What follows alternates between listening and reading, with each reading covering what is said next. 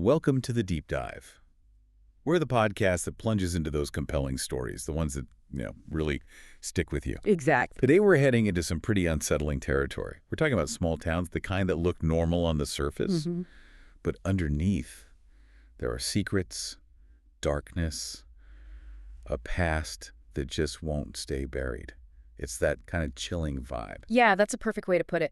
And the narrative we're diving into today really captures that. It's about a reporter. She goes back to her hometown. Reluctantly. Yeah. Oh, very reluctantly. And what she finds isn't just a crime, although it is horrific. It's this whole tangled mess of family problems, psychological pain, hidden violence, stuff that's been festering for generations. It really makes you question things. Absolutely. Yeah. So our main source here is Gillian Flynn's novel, Sharp Objects. It's incredibly gripping. It really is. But we'll also pull in some threads from her other book, Dark Places, just to kind of shed light on some broader themes like trauma and, honestly, our society's weird fascination with crime. Right, that public fascination element is key. So our mission really is to go deeper than just the plot. We want to unpack the characters, figure out what makes them tick, get a feel for the town's atmosphere, which is really unsettling. Oh, yeah. And uncover the shocking truths that bubble up when all that buried pain finally explodes. So buckle up, because it's a journey into some pretty dark corners of the mind. Okay, let's start with our main character, Camille Preaker. She works for the Chicago Daily Post. And her editor, Frank Curry, he thinks her past gives her an edge for this particular story. A right story for her, he calls it. Which is already a bit uncomfortable, isn't it? Totally. Yeah. So he sends her back to Wind Gap, Missouri, her childhood home, a place she makes a point of avoiding. What does that setup tell us straight off the bat? Well, it immediately signals this kind of voyeuristic element, doesn't it? Curry's basically leveraging her trauma for story. And it tells us a lot about Camille. She calls Wind Gap unhealthy for her. You can feel the dread. It's not just about covering a story. It's forcing her right back into the fire, Right. And the town itself, Wind Gap, it's almost like another character. Tiny place, population just over 2,000, down in Missouri's Boot Heel. Camille's description is stark. Old money and trash.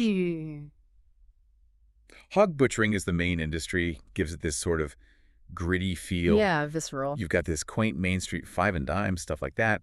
But then there's her mother's house. Massive, an elaborate Victorian in the rich part of town.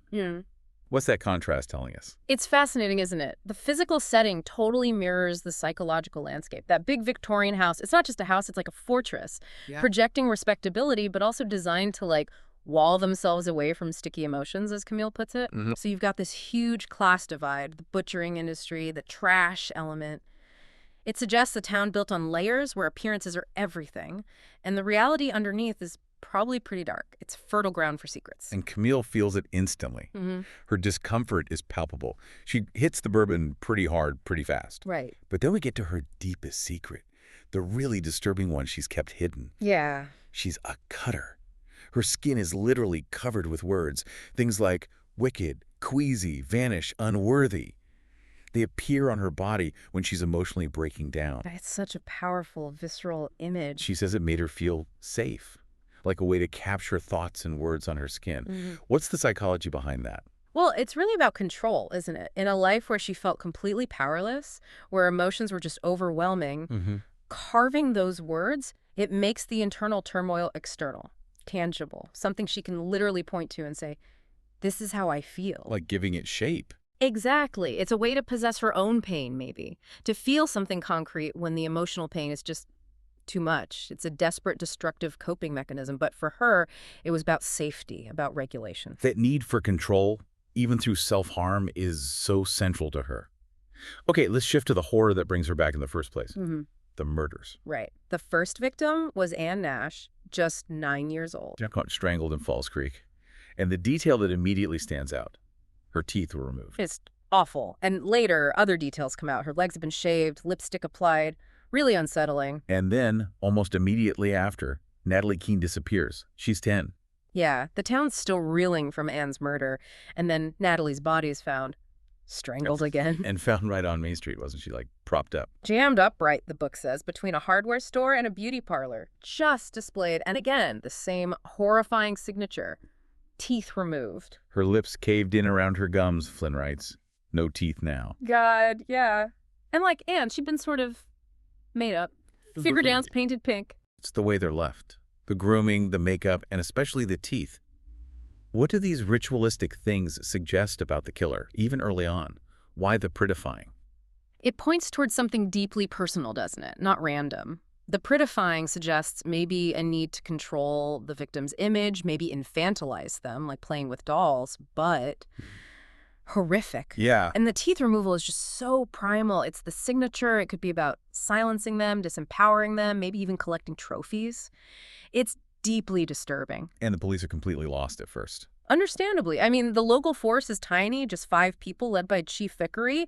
They're clearly out of their depth. So they bring in Detective Richard Willis from Kansas City. Right. And the initial theories are pretty generic, right? A loony, crazy man, maybe a hitchhiker. Anything but someone from inside Wind Gap. Exactly. It reflects the town's denial. Their struggle to accept this could come from within. And that missing teeth detail, it just hangs over everything. It fuels all the gossip, the suspicion. Oh, the gossip mill goes into overdrive, and it gets ugly fast. Natalie Keane's older brother, John, he becomes a target pretty quickly. Why him? He doesn't have a great alibi, and people think he's acting overly emotional, which is, ironic. Right, how else are you supposed to act? Exactly. But in that atmosphere, it makes him suspect. Even Anne's dad, Bob Nash, throws out prejudiced ideas, suggesting a homo did it, using that awful local slur. Ugh. It shows how fear brings out the worst. It really does, and it shows how quick the town is to blame an outsider or someone seen as different. Like James Capisi, the little boy who says he saw a woman abduct Natalie. They dismiss him, right? Yeah, write him off as unreliable, maybe traumatized. But his story just kind of lingers there. It shows how communities build their own stories, doesn't it? And how those stories can blind them. It's fascinating how these narratives take root. And that connects to something Flynn explores in Dark Places, too, this societal obsession with crime. Mm-hmm. Libby Day, the main character there, survived her family being massacred. She's struggling financially, emotionally. Yeah, she's really damaged. And she gets approached by this group. They call themselves the Kill Club. Yeah. They're obsessed with famous crimes, including hers. They even think her brother, who was convicted, is innocent. Mm. How does that compare to the Wind Gap gossip? It's a really sharp comparison. Both books are looking at how we consume other people's tragedies. In Wind Gap, it's local gossip, maybe a way to manage anxiety, maybe just morbid curiosity. Right. In Dark Places, the Kill Club is more organized, almost like a hobby. They get a thrill out of dissecting pain from a distance. It shows this universal pull towards the macabre, how people latch onto theories that fit what they want to believe. Whether it's the Kill Club deciding someone's innocent or Wind Gap deciding someone's guilty. Exactly. Flynn is really critiquing that detached consumption, showing the real human cost for survivors like Libby and how it muddies the waters in Wind Gap, too. Yeah, it's not just harmless chatter. Meanwhile, Detective Willis, the outsider, starts putting together a profile. He does, and it's chilling. He starts thinking the killer is a woman. Which goes against the initial assumptions. Totally. He thinks it's a woman who resented strength in females, someone who tried to mother the little girls, but when they rejected her, she flew into an outrage. Wow. He connects the strangling to dominance. And the teeth removal. He links it to the fact that both girls were known to bite. Camille actually uncovers that later. So it's like a symbolic retaliation. That's the theory. It's moving beyond just crazy person and into a specific gendered psychological pattern. The resentment, the rejected mothering, the silencing through removing the teeth. It's starting to paint a very disturbing picture. And as Willis is building this profile, Camille is living inside the Krellin household, which is, a total pressure cooker of dysfunction. Oh, absolutely. A hothouse, like you said. Let's talk about Adora, the mother. On the surface, she's charming, beautiful. The town practically worships her. Southern Belle type. Mm-hmm. The perfect facade. But underneath? Deeply manipulative, a severe hypochondriac. And that massive Victorian house you mentioned earlier, it seems to represent that isolation, right? Extra space to keep emotions walled off. Yeah, the house is definitely symbolic. And Adora plays the role society wants her to play perfectly, especially in a small town where reputation is everything. Right. Her charm, her beauty, they're like armor. People want to believe she's just this tragic, graceful figure. It's easier than looking too closely. The house is the stage for that performance, keeping everyone at arm's length. And inside that house, the ghost of Camille's younger sister, Marion, who died years ago, is everywhere. She's still hovered. Yeah, a heavy presence. Camille and Adora remember Marion completely differently, and Adora's grief seems possessive, almost like she preferred Marion when she was sick. That's incredibly revealing, isn't it? Adora clings to the sick Marion, the dependent one. It wasn't healthy grief. It was about control, about getting attention as the devoted, suffering mother. It sets up this really toxic dynamic where sickness is rewarded. Ugh. And then there's Emma, Camille's 13-year-old half-sister. She's described as a chameleon. That's the perfect word for her. With Adora, she's sweet, compliant like her little doll. Mm-hmm. But with her friends, she's got a real mean streak. Mm-hmm. Aggressive, manipulative. Yeah, a totally different person. And she says that chilling thing, I wish I'd be murdered. Like she craves that morbid attention. Her sexuality is even described as a form of aggression. You start to see Adora's influence warping her. Definitely. Amma's learned manipulation from the master, her mother. The split personality is pure survival. Sweetness for Adora, dominance for her peers. And that I wish I'd be murdered line. Yeah. It's horrifying, but it makes a twisted kind of sense, given how Adora values sickness and tragedy. It's a desperate plea for the kind of attention her mother reserves for the unwell. And using sexuality as aggression, it shows she understands power dynamics way beyond her years. Okay, but the deepest, darkest secret about Adora is yet to come. The truth about Marion's death and Adora's ongoing behavior. Right. The Munchausen by proxy, MVP. It's absolutely shocking. Her diaries reveal this chilling hate for Camille, but this obsession with keeping Marion sick. The evidence is damning. All those medications found. Anti-malarials to cause fever, heavy-duty laxatives, anti-seizure drugs, Ipecac, even horse tranquilizers. God. Systematically poisoning her own children? Mm-hmm. How does MVP operate under the guise of motherly love? It's terrifying. It's often called the ultimate betrayal for a reason. It twists that fundamental bond of care into abuse. Adora needed her children sick to fulfill her own need for attention and control. It wasn't just a means to an end. You get the sense she derived some kind of satisfaction from it. And someone had suspected before, right? A nurse. Yeah, Beverly Van Lum. She suspected something was wrong with Marion years ago, but Adora managed to get her dismissed as hysterical. Of course. It shows how effective Adora's manipulation was and how easily communities can enable abuse when the abuser fits a certain image. And the sickness, this control, it literally gets passed down. It manifests on Camille's body. Yeah, the intergenerational trauma is right there on her skin. Her cutting, carving words. It's a horrifying echo of her mother's need to inflict and control pain. She's both the victim and, through her self-harm, a reflection of that pathology. Okay, so we built this picture of intense dysfunction, hidden abuse, and then comes the twist, the identity of the killer. Which is just stunning. It's not any of the men the town suspected. No, it's Emma, Camille's seemingly fragile, doll-like half-sister, and her three friends, Jodes, Kelsey, and Kylie. They killed Ann Nash and Natalie Keene. Flynn completely pulls the rug out from under you. Just as you think you understand the evil, it shifts shape. The details of Ann's murder, they lured her with Adora's golf cart, they prettied her up, then Emma strangled her with a clothesline. And the teeth. Emma pulled the teeth herself. She even comments that children's teeth aren't too hard to remove if you put real weight on the pliers. That calculated coldness from a child, it's almost unthinkable. It really is. And Natalie's murder was just as horrifying. They held her for 2 days. 48 hours. Yeah, tending to her, shaving her legs, dressing her up like a doll. Before Amma strangled her and pulled her teeth, too. And remember James Capizzi, the boy who saw the ghostly woman. Yes. That was Amma, dressed in a white sheet, powdered white, calling herself Artemis the Blood Huntress. That image is terrifying. She's not just killing, she's embodying this predatory figure, this goddess of the hunt. It speaks to her complete detachment, her grandiosity.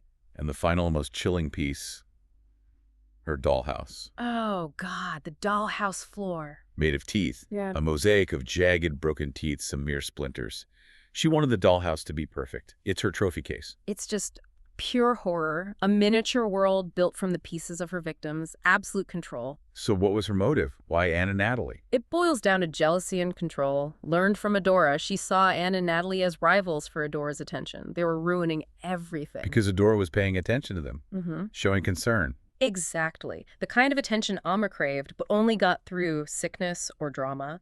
There's also that chilling line about wanting to bite her Adora and being angry Anne could bite. And her philosophy. Yeah. Sometimes when you let people do things to you, you're really doing it to them. Yeah, suggesting she controlled Adora by allowing herself to be sickened. It's incredibly twisted. And later, she kills again Lily Burke. all by herself this time. Why a lily? Because she suspected Camille liked Lily more than her, so she needed to eliminate the rival. Plucked teeth, cut hair for her dollhouse rug. She couldn't stand anyone else getting attention or affection. It's a terrifying portrait of envy and dehumanization, completely shaped by Adora's pathology. It really shows how that need for control, that manipulation, that violence just mutated and was passed down. Adora controlled through induced illness. Amma controls through possession, silencing, and ultimately murder. Taking the teeth becomes her way of asserting the power she felt denied. So what happens in the end? How does it resolve? Well, resolve might be too strong a word. Adora is arrested, but for Marion's murder. Not Anne and Natalie's. No. Amma's friends confess to their roles in those murders, implicating Amma, likely for lighter sentences, so Amma is caught for those. And Camille? Camille survives. She ends up living with her editor, Curry, and his wife, Eileen. The book says she's learning to be cared for. Which must be completely foreign to her. Totally. And it adds, all sharp objects locked up. It suggests healing is possible, but it's a long, hard road. The scars, literal and metaphorical, are still there. Wow. What a journey through Wind Gap. From the initial mystery to peeling back the layers of this deeply damaged family and finally uncovering a killer you just didn't expect. It really does expose the masks people wear, doesn't it? The silent suffering behind closed doors and how trauma can just twist and replicate itself. Makes you look twice at seemingly normal places. It absolutely does. You, the listener, are sourced to confront that darkness can hide anywhere. And that's the power of sharp objects, right? It shatters those easy assumptions about good and evil, innocence and guilt. The most dangerous monsters might be the ones right next door. Leaves you feeling deeply unsettled. And Amma. Amma leaves us with this final haunting question she asks Camille. It just sticks with you. Oh yeah, that question is chilling. She asks, what if you hurt because it feels so good? Like you have a tingling, like someone left a switch on in your body. And nothing can turn the switch off except hurting. What does that mean? Oof. It's more than just a character insight, isn't it? It's like a philosophical bomb dropped on the listener. Totally. It makes you grapple with the nature of pain, power, maybe even pleasure in inflicting or feeling pain. Is it about control? Is it some kind of perverse life force? That idea of a switch being flipped. It connects back to Camille's cutting, to Adora's systematic abuse, to Amma's violence. Like pain becomes a form of agency. Maybe a dark vitality when everything else feels numb or powerless. It really challenges your understanding of empathy, pathology, what drives people to do the unthinkable. It definitely lingers. It really does. A profoundly uncomfortable thought to end on. Thank you for joining us on this deep dive into the shadows of sharp objects. We hope it gave you plenty to think about.